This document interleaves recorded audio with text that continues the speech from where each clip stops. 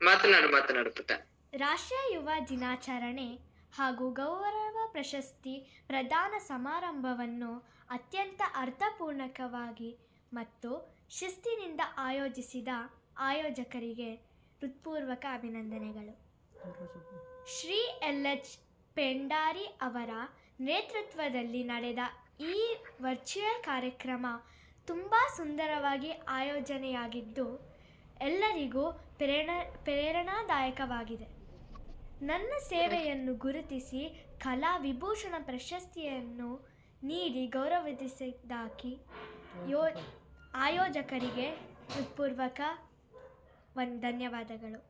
ಇಂತಹ ಗೌರವಗಳು ಇನ್ನಷ್ಟು ಉತ್ತಮ ಸೇವೆಗಳನ್ನು ಸಲ್ಲಿಸಲು ಪ್ರೇರಣೆ ನೀಡುತ್ತವೆ.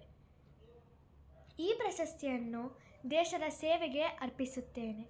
ಇದೇ ರೀತಿಯ ಇನ್ನೂ ಹಲವಾರು ಅರ್ಥಪೂರ್ಣಕವಾದ ಕಾರ್ಯಕ್ರಮಗಳನ್ನು ಯಶಸ್ವಿಯಾಗಿ ನಡೆಯಲಿ ಎಂದು ಹಾರೈಸುತ್ತೇನೆ. ಧನ್ಯವಾದಗಳು. ಅಭಿಪ್ರಾಯ ನುಡಿಯನ್ನ ಹಂಚಿಕೊಂಡಂತಹ ಪುಟ್ಟ ಬಾಲಕಿಗೆ ಧನ್ಯವಾದಗಳು. ಮಾಡಿ ಅವರ ಸಾಧನೆಯನ್ನು ಮೆಚ್ಚಿ ಪ್ರಶಸ್ತಿಯನ್ನ ನೀವು ಕೊಡ್ತಾ ಇದ್ದೀರಾ. ಆ ಪ್ರಶಸ್ತಿ ಪತ್ರ ಬಹಳ ಸುಂದರವಾಗಿರ್ತದೆ. ಅದು ಇಲ್ಲಿ ನಮ್ಮ ಸಾಧನೆಯನ್ನು ನೋಡಿ ಅಳತೆಗೋಲನ್ನು ಮಾಡಿಕೊಂಡು ಅದರಲ್ಲಿ ಏನೇನು ಸಾಧನೆ ಮಾಡಿದ್ದಾರೆ ಅಂತ ನೋಡಿ ಜಿಲ್ಲಾ ಮಟ್ಟ ಪ್ರಶಸ್ತಿ, ರಾಜ್ಯ ಮಟ್ಟ ಪ್ರಶಸ್ತಿ, ರಾಷ್ಟ್ರೀಯ ಮಟ್ಟ, ಅಂತಾರಾಷ್ಟ್ರೀಯ ಮಟ್ಟ ಪ್ರಶಸ್ತಿ ಕೂಡ ನೀವು ಅದನ್ನು ಗುರುತಿಸಿ ಕೊಟ್ಟಿದ್ದೀರಾ.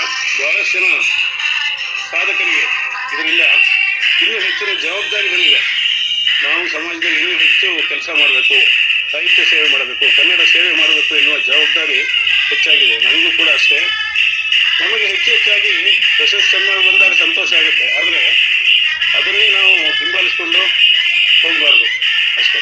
ಯಾಕೆಂದರೆ ಸರ್ಕಾರದಲ್ಲಿ ಕೊಡುವಂಥ ಪ್ರಶಸ್ತಿಗಳು, ಸನ್ಮಾನಗಳು ಅದರಲ್ಲಿ ವಸೂಲಿ ನಡೆಯುತ್ತೆ, ರಾಜಕೀಯ ನಡೆಯುತ್ತೆ, ನಮಗೆಲ್ಲ ಗೊತ್ತಿದೆ. ಆದರೆ ಸಂಘ ಸಂಸ್ಥೆಗಳು ಜನರನ್ನು ಗುರುತಿಸಿ, ನಿಜವಾದ ಸಾಧಕನ್ನು ಗುರುತಿಸಿ ಕೊಡುವಂಥ ಇಂಥ ಪ್ರಶಸ್ತಿಗಳು ನಾವು ಕನ್ನಡದಲ್ಲಿ ಇನ್ನೂ ಹೆಚ್ಚು ಕೆಲಸ ಮಾಡಬೇಕು ಎನ್ನುವ ಒಂದು ಮನೋಭಾವನೆ ನಮಗೆ ಬರ್ತದೆ. ಗಡಿನಾಡಲ್ಲಿ ಕನ್ನಡವನ್ನು